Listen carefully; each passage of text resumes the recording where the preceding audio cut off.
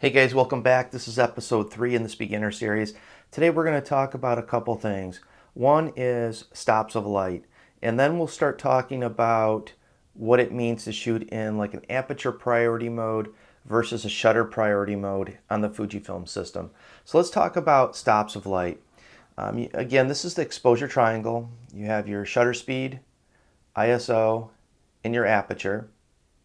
And each one of these index slots, or I should say main index slots in the case of the ISO, is a stop of light. Now you can go in between them, but each one of those index spots are a stop of light, meaning 16, 11, your aperture stops, 8, 5.6 is the same if I move from f11 to f8. I'm going down a stop of light, right? Down an f-stop, but I'm increasing the brightness, going faster, increasing the amount of light that's coming into the lens.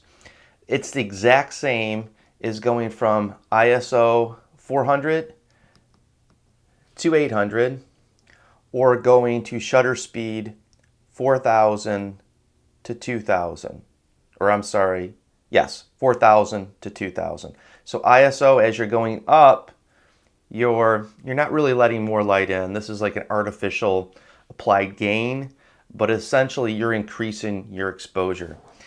Now, one of the things you'll notice that the aperture is a bit different. On these, it doubles.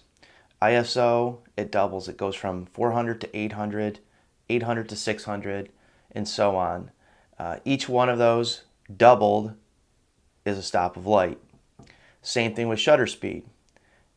8, 15, 30, 60, 125. It's doubling. The reason it's doubling is because every time you go up or down a stop of light, stops of light are measured in double the light, meaning if you go from 60 to 125, that's going to allow half as much light in your camera. That's pretty significant. Now, if you look at the aperture, it's not double the numbers. There's a conversion. I'll leave the link in the video description if you want to learn more. There's a calculation based on the diameter and everything. But you'll notice that 8, 11 obviously isn't doubled, right? It would be 16. So 8, 11, and 16. Each one of those are stops of light. The reason they're stops of light is, again, it's a mathematical formula, but each one of those index or stops of light is double the light. So that's why this is equal to shutter speed at its changing of stops, and then as well. Now, these light stop settings are universal. It doesn't matter what manufacturer, make, and model camera you have. This should stay constant. Now, the exposure varies slightly between manufacturers and cameras, meaning that you could set all of these the same, the shutter, ISO, and f-stop, and one might expose a little bit brighter or darker than the other. Even with the light meter, as you can see that in this camera, the Fuji XT2, we have 500 for the shutter speed, 3200 for the ISO, and f2 for the f-stop. If you look at this iconic meter, 2.0, that's my f-stop. T is the shutter speed, 500, and my ISO, 3200. And with this, it'll tell me if I'm exposed, same as the camera. Now let us take a dive into the auto exposure features of your camera. Fuji does it quite different than any other manufacturer on the market. They don't have a dial over here that says aperture priority, shutter priority, manual, and whatnot.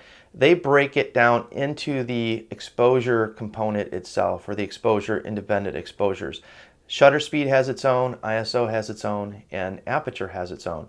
And essentially you take this orange A and you line it up with the indexing spot, right?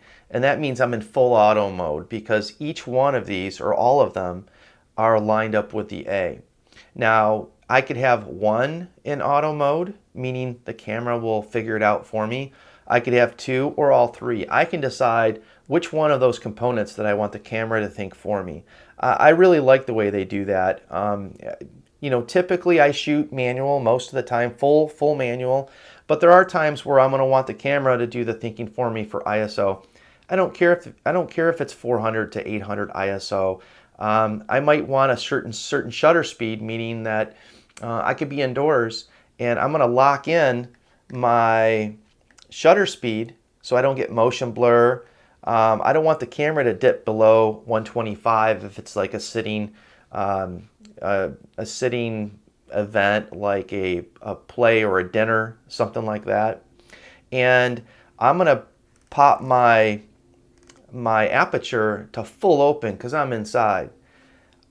I don't care what the ISO is because I want the exposure. I can't go below 125.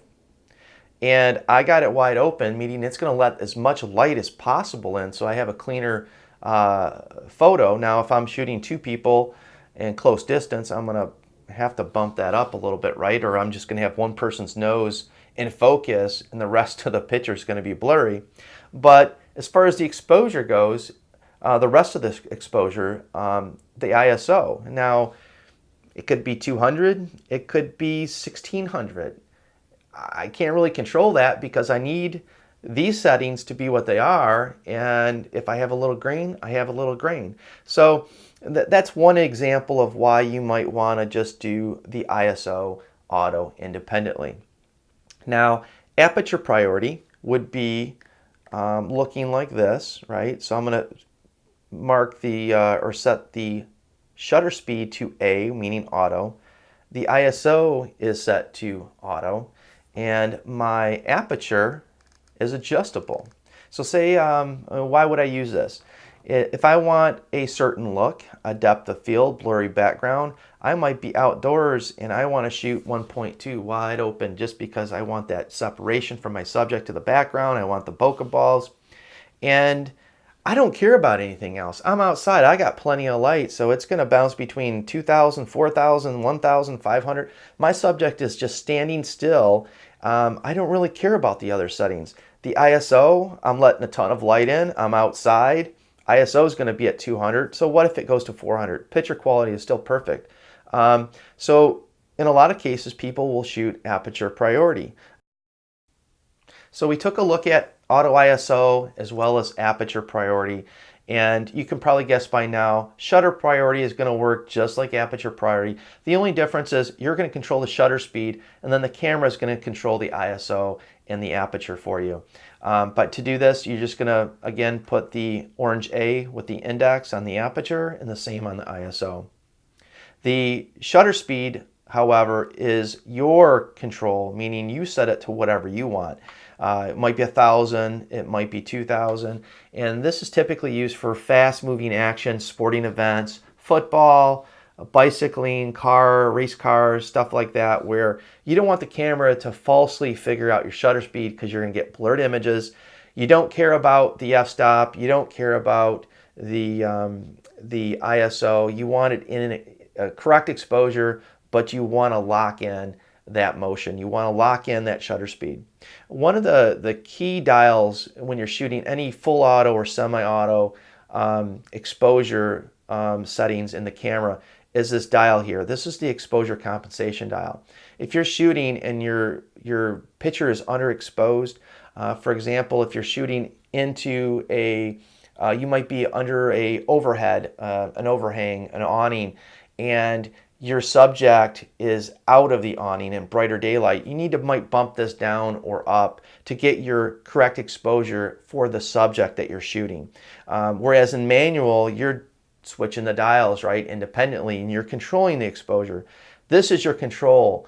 If you're shooting in any of these semi or full auto functions, you're telling the camera, no, I need you to go down exposure. I need you to go up a bit on the exposure. So the exposure compensation dial is your friend when you're shooting in any of the full auto or semi-auto functions in your camera. I hope this makes sense, guys, and this wraps up episode 3.